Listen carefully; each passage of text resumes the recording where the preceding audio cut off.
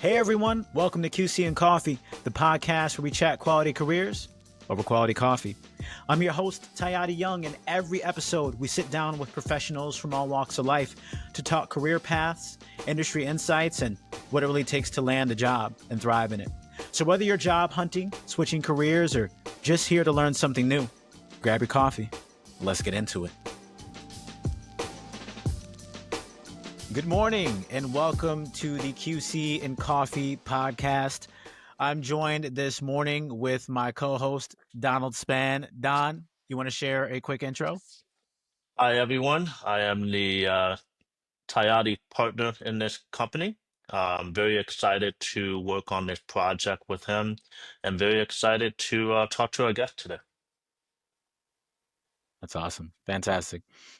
Also with us today is the wonderful, the amazing Tieresia Rush. Welcome, Tieresia. How are you doing this morning? I'm good. How are you? I'm well. Well, before we dive into the career talk, first question for you is what's in your cup? What are you sipping on today? So I waited. Usually I have my coffee early in the morning, but I waited just so I could. Coffee, cream, and sugar made at home. Ooh, okay. Yeah. That's Okay. perfect. Yeah. I got a little bit of a chai latte. That's what I sip on the daily. And I also waited, Tieresia, because usually this wakes me up. I need it to start my day. What about you, Don? I've got this Bukla coffee. It's a Turkish coffee shop here in Mexico City, and I waited, Mhm. and I'm excited. I have a question. Turkish coffee, no cream, no sugar? No, well, actually, it's a cappuccino, but Oh, okay. it really comes down to like the method. They have these like cool sand pits that are hot, and then you put the copper cup on it and it boils up. It's pretty awesome. I know, I have it. We have one that we bought in a Turkish tea set and the coffee. Awesome. Mhm. But it's strong. It's Is it? strong. Yeah. It wakes you up? Gives you that kick? Yeah. I can't take it. My coffee preference is cream with a little bit of coffee. That's what I like. Nice. What about sugar? Any sugar? No sugar? So the creamer, International Delight, it Okay. comes with sugar, and I should really lay off the sugar. I don't. I don't even buy sugar. No. Nice. I usually add syrup, like raspberry syrup or vanilla syrup, to my chai lattes to kind of help balance out the lack of It's good sugar. that you make your own too. That's one I would buy. Well, that sometimes I buy it. I'm not gonna lie. It does taste better when I make it because I do a little bit too much syrup, but you know, it's another story for another day. Well, I want to get started here, Tieresia. So obviously, you have an impressive background, an impressive experience within the industry, and I wanted to kind of dig into your career path. You've been a director at Excella, director at Abbott Labs, senior validation engineering manager at Pharmedium. I mean, that's a lot of phenomenal titles. Was this the career you pictured yourself in growing up? Far from it. Far Okay. from it. It wasn't until I got to high school and college that I learned that I had a niche for, or I liked biology. And so back then, I thought biology would lead me to hospital, laboratory, maybe research, but something working in a lab. In a microbiology was my major. So then in a microbiology field. I wasn't even aware of working in a pharmaceutical company. And I think that comes from not having a mentor or anyone in my family who was in the science field. Wow. Yeah. Okay. So what's one thing about your career or industry people might be surprised to learn? Yeah. So not a lot of people have heard of validation. And it's a part of quality. It's a part of any regulated industry. Um, so I do have a lot to explain when I'm explaining it. What interests me is that you can have a pure science background an engineering background. You can be analytical, statistical, and project management, and still fall under the validation realm. Okay. Mechanical engineers, chemical engineers. Mhm. So yeah, I just want to ask because I'm the least experienced in the life sciences side. Could you talk a little bit about how sort of validation as a category fits into the entire process? Sure, sure. So validation in and of itself is mandated by regulatory bodies. Prior to turning any system, process, product over to manufacturing, for them to release it to and make it and release it for commercial use, they use a term validation or qualification. With that, what we're doing is ensuring that the equipment, the test method, the computerized system has been tested through rigors and can reproduce repeatedly prior to manufacturing using it. Yeah. Okay. You want So to give you an example? Yeah. So we use the term fitness for use in our manufacturing facility. When a manufacturer makes a piece of equipment, it doesn't keep your unique use in mind, your product specifications, your limits.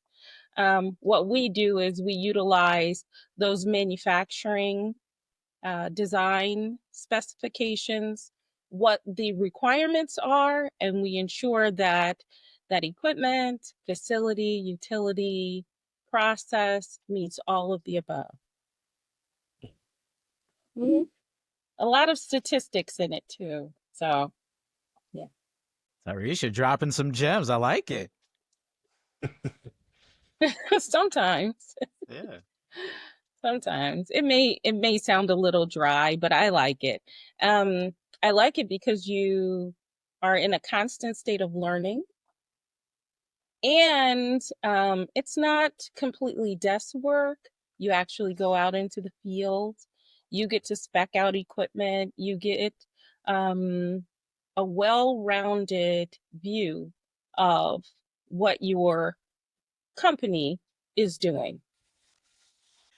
Well, I shared a few big name companies that you worked with in your career, and I'm sure you've worked with some smaller growing organizations. What's it been like navigating validation and compliance in those different environments? Pros and cons. Um, I what do I like? I like various aspects of a larger company just based on the resources, availability of resources, the planning aspect. Um, but then we're slower. A lot of times when you're in a larger organization, it's slower. Smaller organizations, closer to and more agile. So if you need something, I've had to have POs approved by the president of a smaller organization and had the ability to wait outside his office and speak to him. So that wouldn't happen in a larger organization. It would True. go through the paces, and sometimes it takes a lot longer. Larger organizations, I'll say, are more segmented. I may be in validation, but then they have a separate group for computerized systems validation or facilities qualification. Whereas in a smaller organization, harder work, more work, but I may have been responsible for all of the above. So, pros and cons in both. What do I like? I like at this stage in my life, I like a larger organization, Okay. access to resources, planning, not needing to pivot or fight fires every single day. So Okay. it seems like in a smaller, scrappier companies, you can really sort of get your feet wet and really it's a fantastic training ground. With large organizations, yes, there's a lot more red tape, but it's more at the cutting edge of things, right? So you can really sort of play around with those newer pieces of equipment or Yeah. methods. And I agree with that. I say that all the time, that a smaller organization or a startup, it's like you're from Chicago, the Cook County, learning for a doctor. You Yeah. see everything and you get experience with everything. Whereas when you start in a larger organization, you have a more limited scope sometimes. Yeah. So I advise anyone to, if you don't have the opportunity, if you go into a permanent position, that's fine too.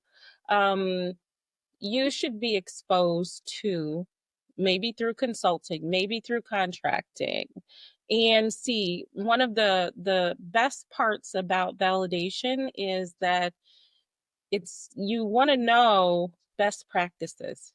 You want to know those industry. How does Lilly do it? How does Abbott do it? What's a best practice that I can bring over or I can adapt in my work environment? Mm. Mhm. Some really good advice. Yeah. Thanks for sharing. Now, I mean, you've been involved in some major projects during your career. Was there one that really stood out or challenged you in a new way? Oh, yeah. Sometimes we have senior leadership that has a vision and we have to catch up with it. Um, Mainly making sure that there is an fully automated process. Understanding that I haven't seen every piece of equipment that's been manufactured. But understanding what our needs are and having to do that. So I'll say that for me, there are two. One, I want to say a little more basic, but it's fun. It was fun. We, at Abbott, in I'm the rapid diagnostics division, they implemented the same temperature and humidity system throughout. So they were implementing Visala throughout 30 facilities all over the world. So I got a chance to visit those facilities, not all of them. I got a chance to communicate with Japan, with Australia, with China, with Korea. That to me was Indonesia, UK, which was interesting and fulfilling for a different reason. The other ones were, the challenge was fully automated process, making sure that we scoped out the right equipment. We made sure that we validated it. I was in from the inception of it, and then being able to put that behind as, a successful project, meaning met somewhat of the timeline and budget. But that was fulfilling too. That was challenging and it was fulfilling. Yeah, I mean, you supported global teams. I mean, you spoke about it, Japan, Australia, a few others, and you've been the go-to for so many of those big validation efforts. How do you keep up and stay sharp in such a fast moving field? Okay, so it always takes a village. I Yeah. can't say that I did it all by myself. It takes a village. And I've worked with some awesome people. Project management, keeping us on track, making sure that in each one of those facilities, their level of engagement was excellent. Of course, there were some that lagged a little bit, but the momentum came in when you had a site like Japan or Korea who wanted to know more. I also ran a community of practice, and they showed up and they wanted to know and they wanted to ask questions. That keeps me going because it feels like I'm doing something, I'm achieving something. So uh, that's what helps me keep up the momentum from what I'm doing, even when it gets stressful, even when it gets hard. Yeah.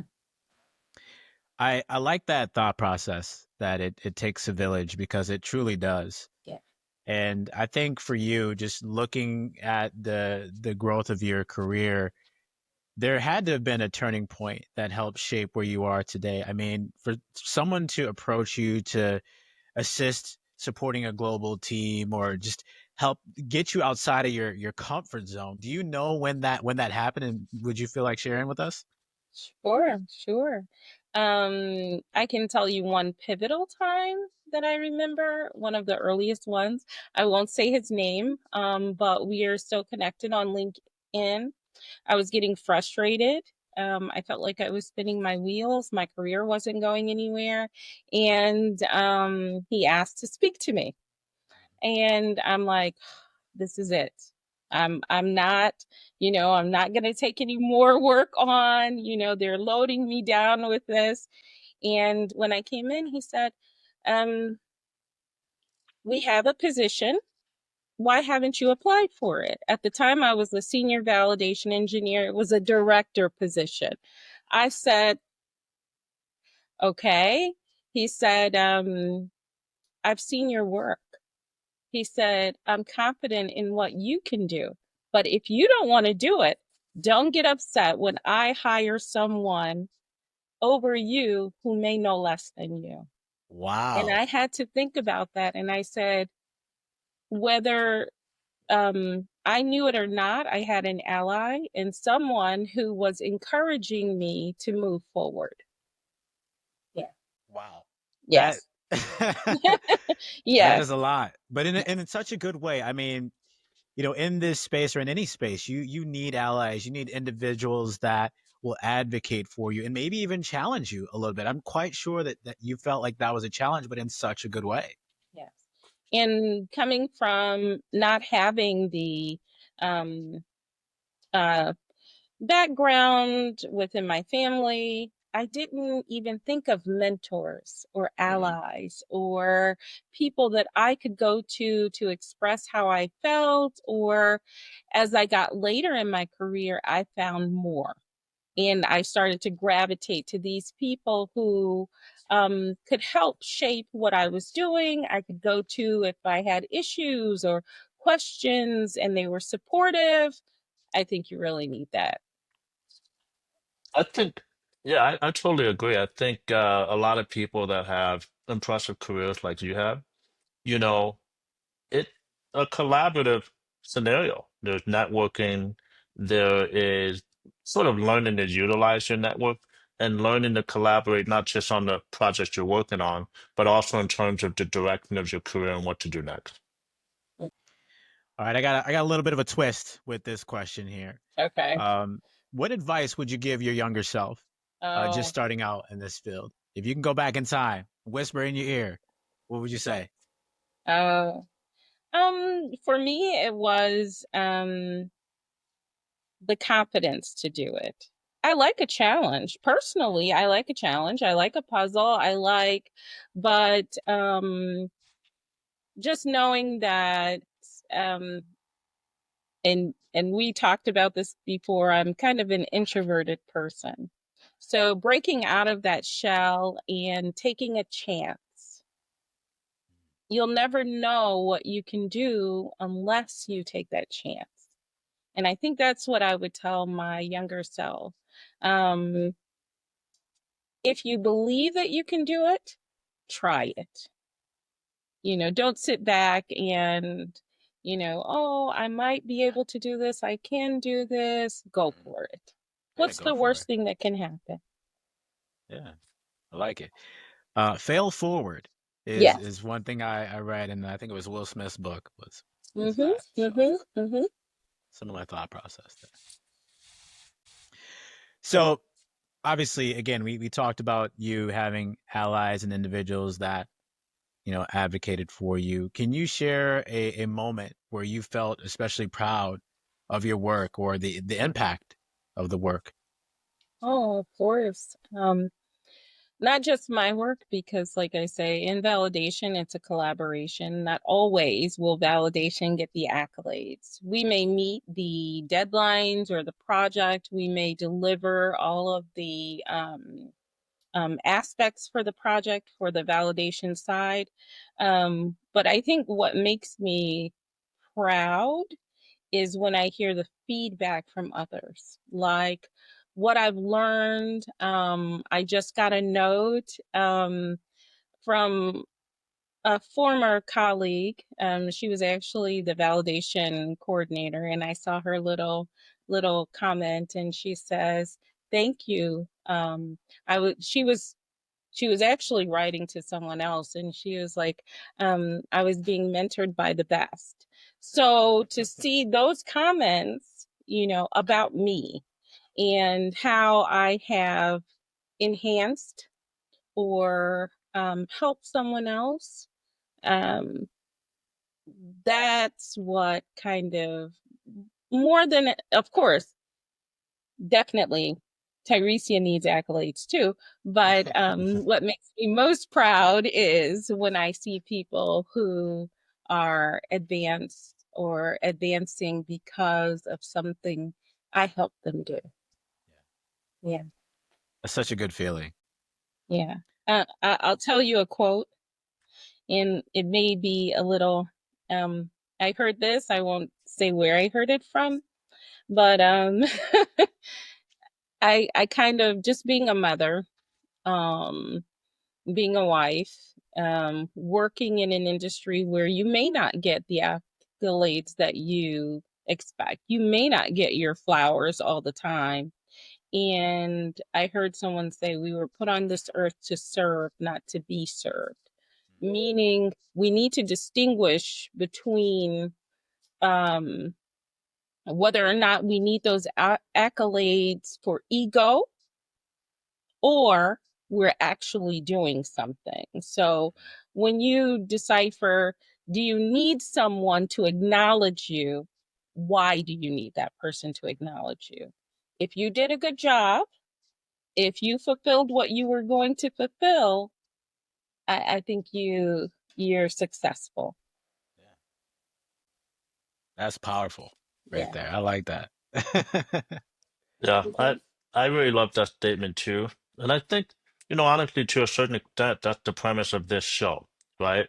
Our goal is for successful people in this field like you to sort of impart knowledge and be honestly sort of a indirect mentor to some of those people that are just starting out and trying to get a sense of, what path, what direction they should go and whether that path would be fulfilling for them, right? So it's great to hear your story.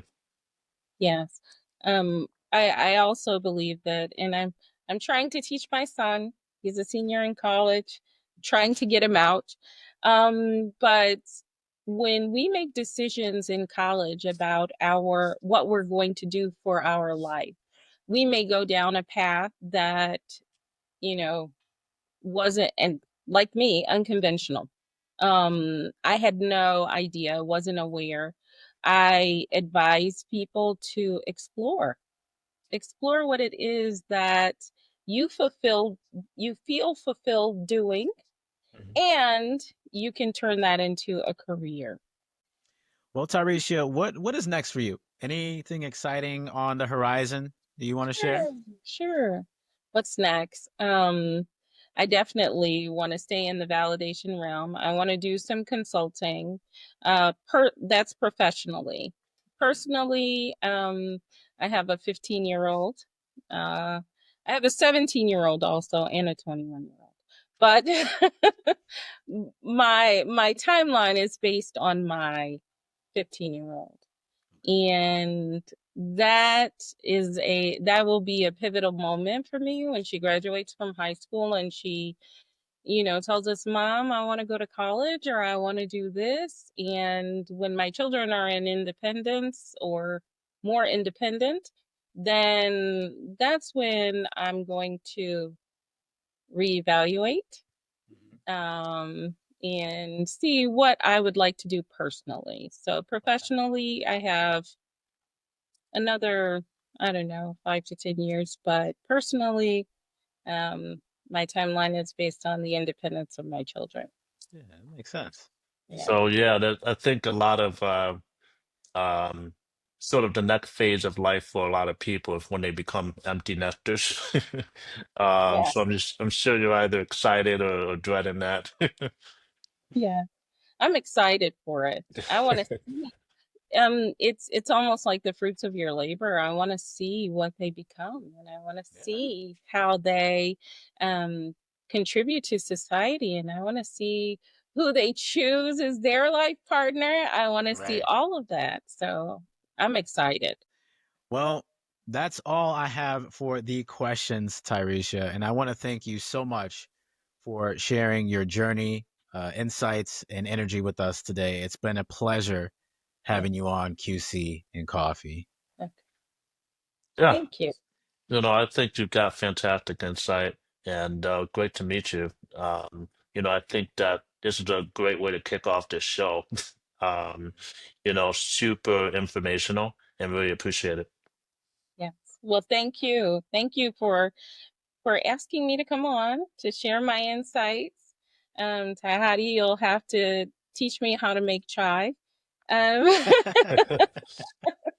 I can do that. yes, I'm I can, skilled. I can, I can buy coffee, but show me how to make chai. Show me the skill. I'll buy it sometimes, but I need to find my um, the level of sugar, the level of Yeah. sweetness, the level of. So, if you could Yeah. teach me that. It's delicate balance, but I Of can I course. can Of definitely course. teach you and share. Of So course. You're a scientist. You can sort it. Yes. Yes. perfect. Well, I'll close it out with a few final notes in today's outro. Thank you once again, Tieresia. Take care. Thank you. That is a wrap on this episode of QC and Coffee. Huge thanks to our guests for sharing their journey and wisdom. If you enjoyed today's discussion, don't forget to follow, subscribe, and share with someone who's navigating their own career path. We'll be back soon for more real stories and career insights. Until then, keep growing, keep your mindset strong, and your coffee close.